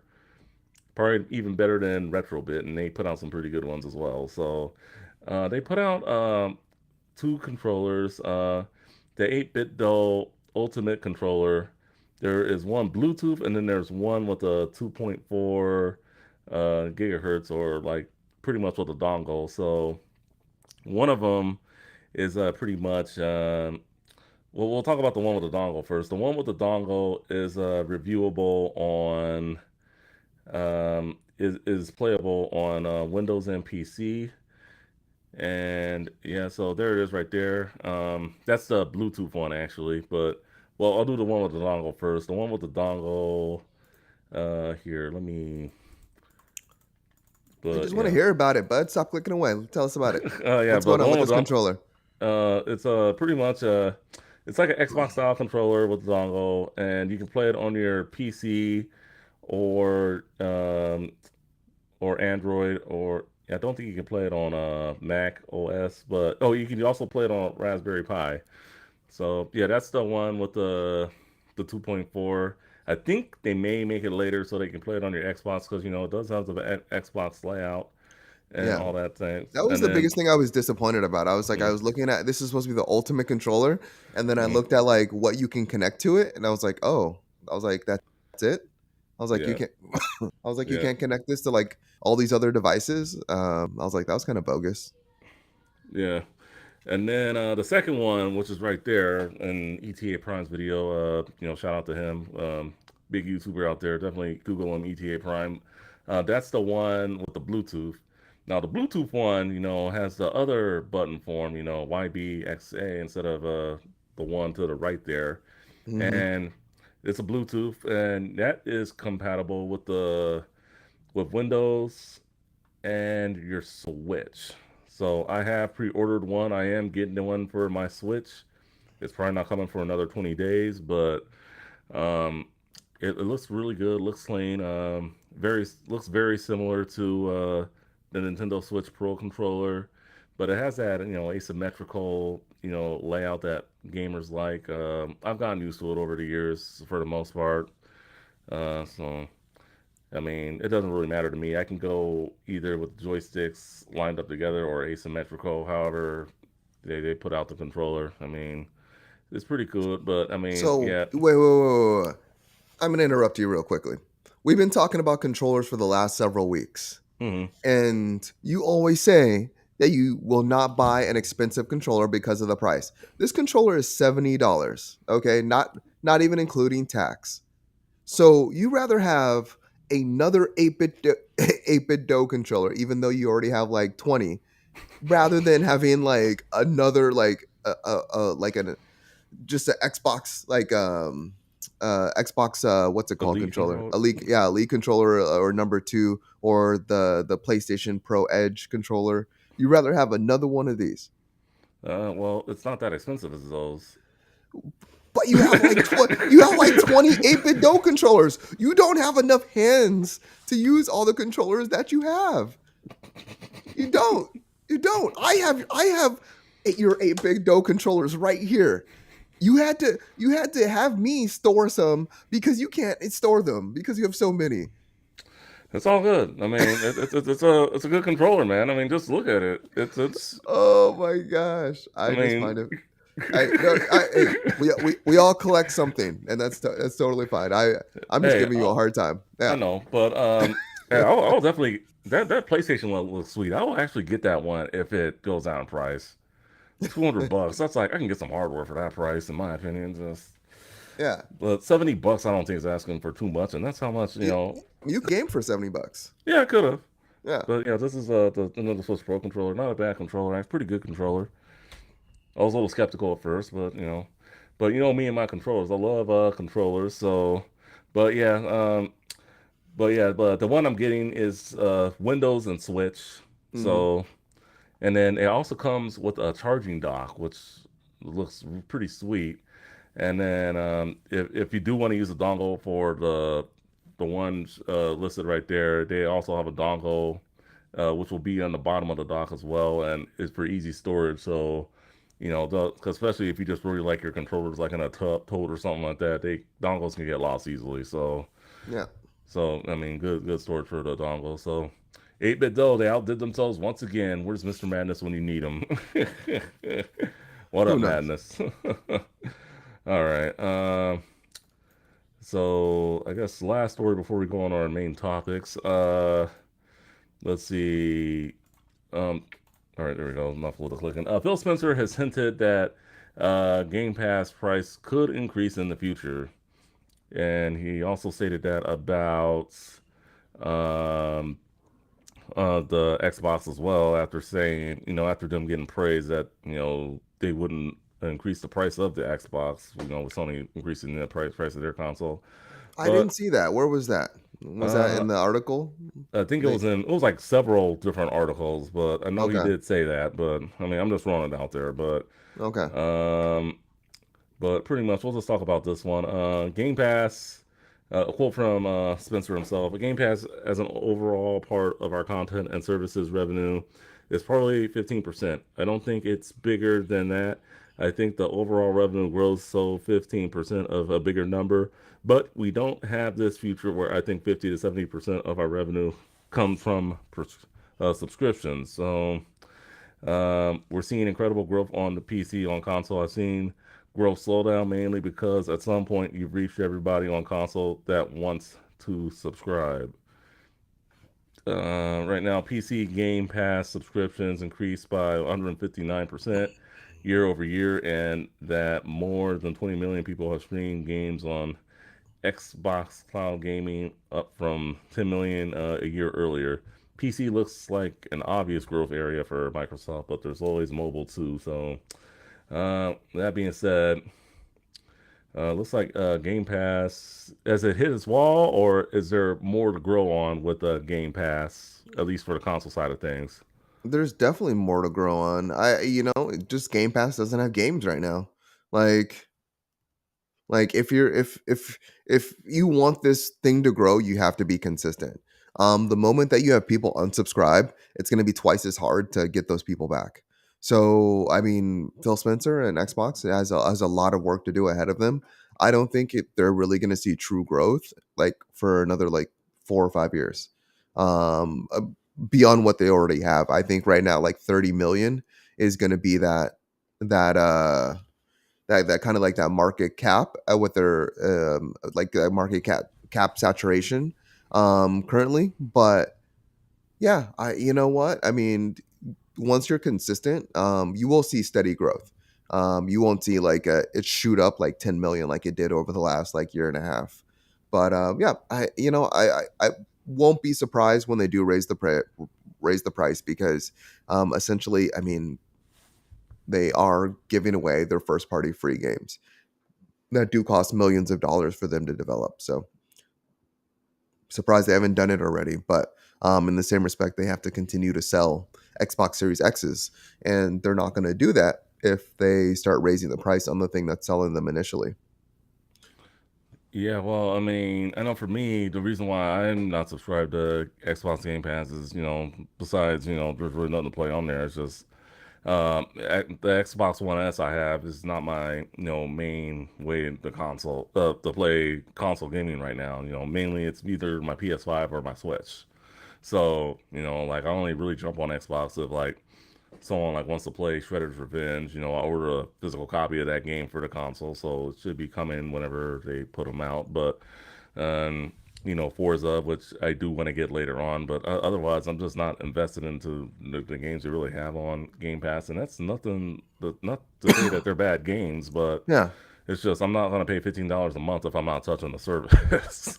yeah, no, for sure. And Yeah. that's what we've been saying the last couple weeks is Xbox. Oh no, sorry, Xbox. PlayStation has been a better Hmm. value in terms of what you're paying for monthly and the Yeah, games that you're definitely. currently getting. Yeah. Definitely. I think a lot of people Um. didn't Oh, think I'm it was sorry. gonna. I think a lot of people didn't think they was gonna do that first, but I think the tides have turned. What else were you gonna say? Oh, I was gonna say, it doesn't say anything about them raising the price of Xbox though. Oh, okay, well, That's only Game Pass. So, Game Pass. just Well, I mean, he. correction on that. Anyone that's listening to that. Well, I mean, he Yep. did say something about hardware, so I mean, I think that's what people are getting at, but definitely, I mean, he also did say that. I also do want to touch into a little bit of what he said about the Microsoft Activision, deal. He says that it's mainly the Call of Duty thing is mainly like a mobile thing. I know he wants to control. He says that he has no intention on taking it off the PlayStation. But what do you think of this? I know I didn't put this on the show notes, but I figured I'd ask you about it. He wants Call of Duty to come to the Switch. Yeah. What about it? I Put don't know. put your put your put your best selling games everywhere. If they're Do- mhm. selling at $70 a pop, which games are going to be in the near future, Yeah, and they're selling on all three consoles, and Call of Duty is already the best selling game, yeah, year in and year out. I mean, uh, it's net profit. I mean, why wouldn't you? Like, you want to put your game everywhere. And that's essentially like Game Pass. Like, you put your stuff everywhere because remember, they don't make much money off these consoles. Like, they mm-mm. sell, like, after like 10 to 20 million units, they start to earn a profit, but they usually sell them at a deficit initially. And Yeah. then All they the make money all is their made up money. on software. Yeah, exactly. So Mhm. put your games everywhere and make that money. So it's a smart move. Yeah, put it on mobile, put it on Switch, put it on the Steam Deck, put it everywhere. And that's the way you're going to make the most revenue back. Yeah, so yeah, definitely. I figured I'd get your thoughts on Call of Duty coming to the Switch. I mean, I think they can dummy it down to get it to run on the Switch, but hopefully, when that starts happening, hopefully there is a more powerful Switch or Nintendo's onto their next console. Yeah, it's not But happening we'll anytime see. soon. Yeah, it's Yeah. not gonna happen like tomorrow or anything like that. Call of Duty on the Switch, uh, but yeah, we'll see how we do that. And that's it for the gaming news call out. So we get into our main topics, and yes, we're gonna talk some Halloween games. So first, we're gonna get into some games that you can play right now that are available, like that are having like Halloween theme things going on right now. So let's see. I'm just gonna run through these real quick. Right now, you can currently play these games up until sometime in November, but there are a lot of games. So I'm just gonna run through them. Fortnite, uh, Fortnightmares, yeah. Apex Legends, Fight or Fright, Oblets, um, Minecraft, Spooky Fest, Team Fortress 2. You also got Dead by Light, Haunted by Daylight, Killing Floor to Blood and Bonfires, Pikmin Bloom, Multiverses Halloween Event, World of Warships Legends, and then you also got Warframe, Knights of Nabarus, Back for Blood, Halloween in Fort Hope, Final Fantasy VII, The First Soldier, Rocket League, Haunted Hollows, Dreams, All Hollows, The Land of the Lost Dreams. Two Point Campus is having an event. New World, Night Vale, Hollow, Pokemon Go Halloween event. Cult of the Lamb is having an event. Euro Truck Simulator 2, American Truck Simulator. Happy Halloween. Warhammer Vermintide to Beware the Nerdlings. Overwatch 2 Halloween Terror. Steam Scream Fest. And then the last list here, Knockout City, Halloween, Destiny 2, Festival of the Lost, Guild Wars 2, Shadow of the Mad King, um, Final Fantasy 14 Online, All Saints Wake, GTA Online, Beast versus Slasher. We got Rust. We got For Honor, Web of the Juragumo, Disney Dreamlight Valley, Turbo Golf Racing, Crypt of the Neural Dancers, Synchrononi, see, Hunt Showdown, Dying Light 2, Stay Human, All Hallows Eve, and Fall Guys Halloween. So I got through it, but yeah, that was a lot of games. Yeah.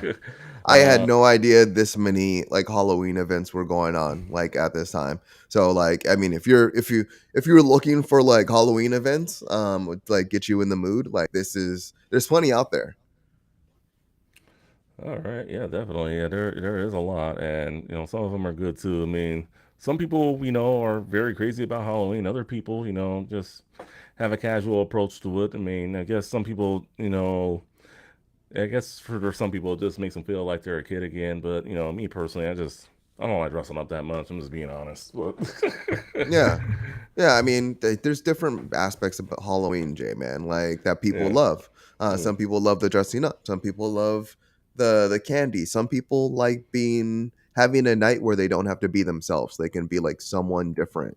Some people like dressing up as like their favorite idols, like or superheroes or something, stuff like that. Like yeah, there's, it's not just as simple as like, oh, dress up, get candy. For some people yeah, it is, but yeah, I man, Halloween's a good day. Like I'm glad we have one night a year where kind of want everyone just kind of is a little bit strange. yeah. Go to a stranger's house and ask them for some candy.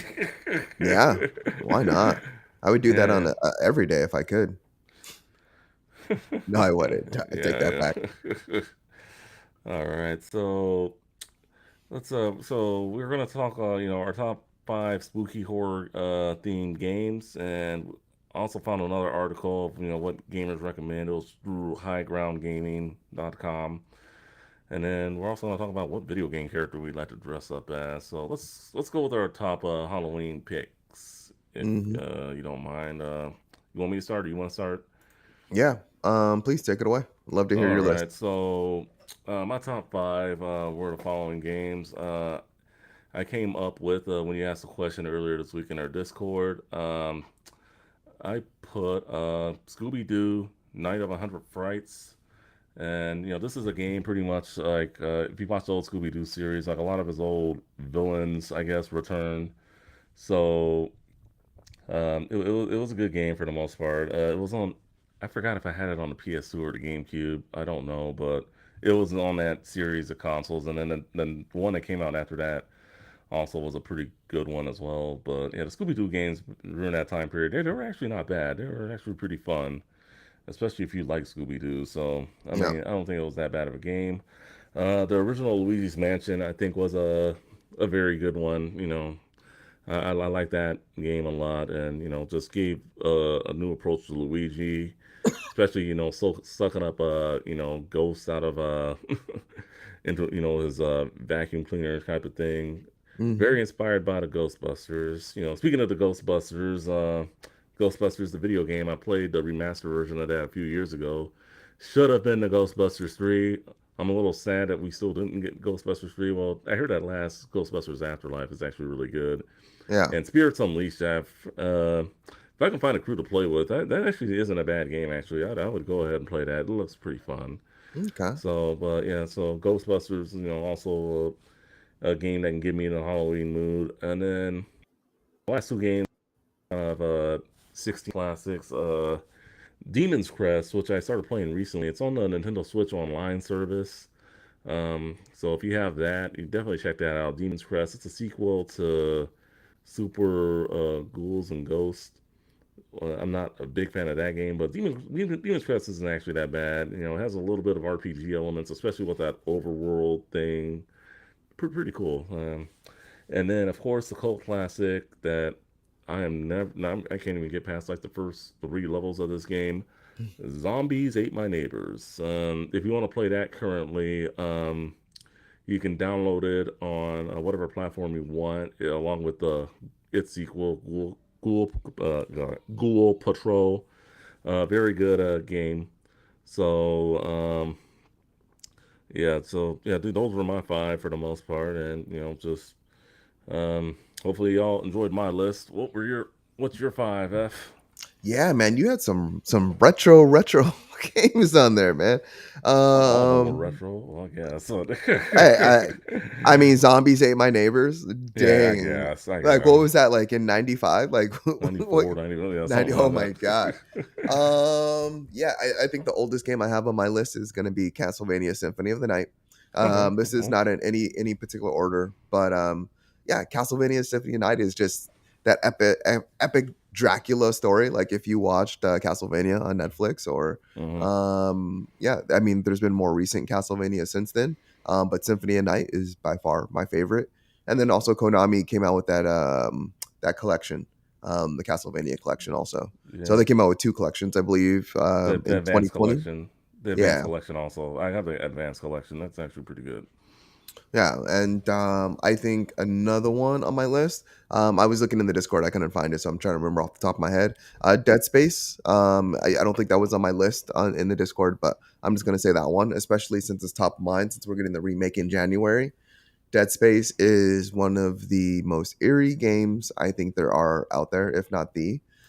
Just fighting necromorphs and walking in those dark hallways, yeah, is absolutely insane. And yeah, just being Isaac and having that plasma cutter and cutting off the limbs, but having the necromorphs like still crawl at you, was always a ton of fun. Other than that, let's see. I, there's like different, like there's like gory, and then there's like kind of like scary, I and then think there's just like, I think I found your list. I can see yeah, I know, I got yeah. it, I got it Okay. on the screen. Okay. I guess I'll just go ahead and mention my next one then. Devil May Cry, just the series as a whole. Uh-huh. So just yeah, just that entire series. It's very like punk rock and fast paced, but I think the creatures in that game, that your enemies are just so well created. I think if you took any of those one enemies and you put them in like a first person shooter, or like something like where you get to see them more up close, and you know you're not hacking and slashing away with them with all these giant like devil trigger powers, I think would be really terrifying, because I think the enemy that just the art on the enemies on Devil May Cry is really cool, and scary. Other than that, I would say Bloodborne. Bloodborne, just knowing the fact that you could be taken down by like a single Bloodborne. like a single I hit. played Bloodborne. Yeah, yeah. That's how And, that's how we knew you weren't going to get through Elden Ring. yeah, Gosh, yeah. There's no way you're going to get through Elden Ring if you weren't into Bloodborne. But I played it. I mean, it's not a bad game, but yeah, just didn't get far. But yeah. So yeah, I think that one is just same thing. The art style, the enemies are just so well thought out and done and unique, and just eerie, very Halloween ish and scary ish. Like you can pick any character from that game, dress up for them as Halloween, and you'd be terrifying. And I think my last one is going to be Have a Nice Death. So this one is a PC game where you're playing as the Grim Reaper, and you basically you're basically you're working in an office, like you're the Grim Reaper, but like all you do is like paperwork, and you're trying to like escape this office, and it's a Metroidvania, so like you play, you die, and then you get to start back at the beginning with with purchasable upgrades, and you can keep upgrading your character, or death, in order to get out. But I think that one's just a lot of fun. It's really funny. It's actually not even scary whatsoever, but I need a little fun in my Halloween, and I think that one's like just a lot of fun. You're muted. you and me both. You and me both. All right. So I guess one that would be honorable mention for me would be Bloodstained. Yeah, Bloodstained. Yeah, Ritual of the Night. That was a really good one. So I mean, that would probably be an yeah, honorable mention if I had that one. falls in line with Castlevania Symphony of the Yeah. Night. So Yeah. Yeah. yeah.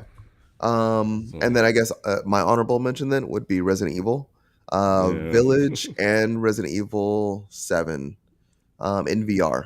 Hmm. Both of them in VR. Terrifying games.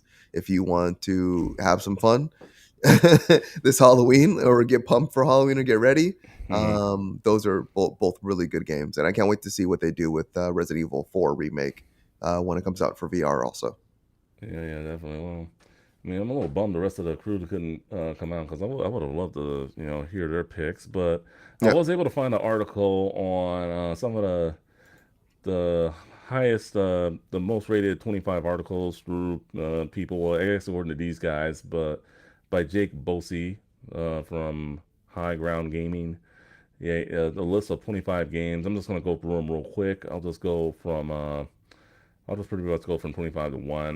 World of Horror, The Cat Lady, Stories Untold, The Room series, System Shock 2, Pathologic, My Father's Long, Long Legs, Observer, Blair Witch, Soma, Dagon by H.P. Lovecraft, Resident Evil 2, Poppy Playtime, Return of the Obra Dinn, Subnautica, Below Zero, Doom Eternal. Oh yeah, Doom Eternal. That'd be another honorable mention for me. Luigi's Mansion 3, Bloodborne, Alien Isolation, Visage, Resident Evil Village, Dead by Daylight, Darkest Dungeon, Little Nightmares 2, and Back for Blood was number one. So do I'd have to agree that these lists are pretty good Halloween themed video games. Wouldn't you say, F? Yeah, yeah, I would say it's a decent list. That's the thing about these lists is like there's always more. Yeah, definitely. Um, Like I didn't see any and Silent Hill on there. I thought they would have put yeah, Silent Hill on there for sure. no, no, Silent Hill definitely should be in there. Yeah, no, and that's the thing. That's always the tough part. There's always more. I've never seen a definitive Halloween list, so maybe that's something we'll have to make. The Game and Watch crew will have to make, and then Yeah, and then yeah, we can go from there, and then other people can iterate on top of that. yeah, we can do that. So our Halloween themed games, and then we still need to come up with our top 100. I gotta put that list back on there. I was actually going through that the other day. I'm like, oh, we never finished this list. I know Mark started it, but that was actually a pretty good list. And so hopefully, I know we got some more people in the Discord now. So let's see if they can jump in and do that for the most part. But yeah, in terms of Halloween games, I mean, those are like the ones I listed were the favorite ones Yeah. I had, you know, time favorite good time playing. Just the Mhm. recent ones, you know, like I said, Demon's Crest I came across, recently, and I thought it was a pretty fun game. I still haven't beaten it yet, along with Zombie Ate My Neighbors. I think I eventually will, but maybe not this year, but next year we should do like a Halloween themed type of stream where we just play like nothing but horror games. That'd be pretty cool, Yeah, I mean, we or didn't like talk Halloween about it themed. earlier, and Hmm. this isn't a scary game whatsoever. But Yeah.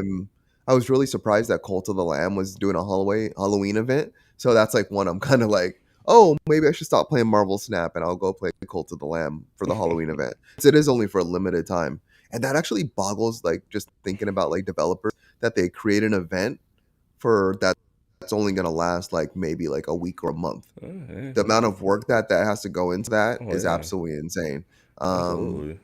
yeah. All right, and I guess for the last hard hitting question, what's a video game character you would like to dress up as?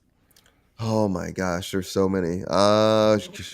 Just any character. Or are we talking about Halloween character still? That's Just my any first question. character, really. Just any character. Any character, yeah. Mm, so, and this is kind of off topic, but this is on topic also. Like being just a black man and thinking about video games and characters, like we're not well represented. Yeah. There's not a lot of black characters out there, and I feel really weird dressing up as just other characters. Like I love the whole like cosplay thing when the people do like kind of like gender bending of characters. So like if I had to like if I had to like race bend a character, gosh, I would have to say I don't know. What are you what's your I character? was I'm still thinking maybe thinking. something from the Saints Row series. I'm thinking either Pierce or maybe even Johnny Gat. But like you were saying, blacks. I mean, I hate to say it, but we're not Mm, well represented in video games. yeah. I mean, there was actually an article a while back. Now that you mentioned it, that I wanted to discuss. It was one of those, but we ran out of time for the episode with Reggie Fils-Aimé. Just Mhm. diversity in games. We could probably do a roundtable on it some other time. But I mean, now that you mentioned it, but Yeah, yeah. I'm thinking someone from that series. It was just kind of hard for me. But if I'm thinking of someone like completely fictional, Yeah, maybe I don't know Donkey Kong because it's just a yeah, gorilla or something. yeah. So I it'd would be say something like fiction. a Fictional is more fun. I would say yeah. definitely fictional would be the way to go. You Mhm. said Saints Row, and I just cried a little bit on the inside. Oh yeah. I would say, gosh, I would say Chrono Trigger be one of them. Chrono Trigger. Okay. I'd love to be like a mech from Xenogears. There's there's a lot of characters. Man, I would love to be Alucard since we did mention him earlier. I love him as a character. And even loved him in the next Netflix series also. Uh, God, I'm just sure there's better answers out there. I really didn't prepare as much for that question as I As thought I you should have. thought, yeah. Yeah, I Well, I thought it'd mean, be relatively easy. yeah, it's kind of hard now you think of it. I mean, it's like, do you want to go with someone you resemble, or do you want to go with like a fictional character? It's not an easy question. I mean, Yeah, kind of tough if you're thinking of video games. I I mean, would yeah. go as the lamb in Cult of the Lamb. I think since I'm seeing like my little fluff right here, just like my little, I would totally do the lamb. I'm gonna fucking be the lamb tomorrow. Or not tomorrow, but for Halloween on Monday. That's what I'm gonna do. I'm gonna figure out how to be that costume. If I do it, I'll take pictures for everyone. But Maybe I know for me, maybe if we're thinking fictional characters, maybe one of the Kooplings from the Super Mario Brothers series. Definitely. I mean, maybe not Bowser, but one of the Koopling kids or what do whatever you you want to call them. mean? Yeah, that's what I was gonna say. The Yeah, kids. yeah, Yeah, the kids. I'll probably do you one of them maybe if I could pull it off. But yeah, should just do Bowser. Why do I one of the could just kids? do Bowser, just make it I easy. I think I think you make an awesome Bowser. Forget Donkey Kong. Be Bowser, bud. All right, okay, Yeah. Bowser, if you want to say so. I made a Ninja Turtle outfit a few years back, and yeah, like my turtle shell was off the hook. Add spikes to that, like Mm. Bowser, it'd be insane. I don't know if you ever gone through any of my family albums, but it was sometime before we had met when we were kids. Actually, I dressed up as Michelangelo. Okay, nice. So I mean, yeah, it was pretty legit costume. I mean, it's one of my favorites looking back on it. So I know he's not a video game character. So I mean, so He is a respect. video game character. What do you mean? Well, I mean, I'm He's been talking like original video originator. uh semantics. Yeah. I would say Michelangelo. If it counts for you, then sure, Michelangelo, Yeah, Bowser. If I'm yeah, dressing up as someone, but yeah, to resemble someone in real life, probably Pierce from Saints Row, or just. yeah. But figured I'd have a little fun with that, and a little fun main discussion this week. All right, so we're about at that time where we will go through the games coming out, go through chat room. We had quite a bit of comments today, and then put episode Rapid. 110 in the books. So, with that being said, let's get to it.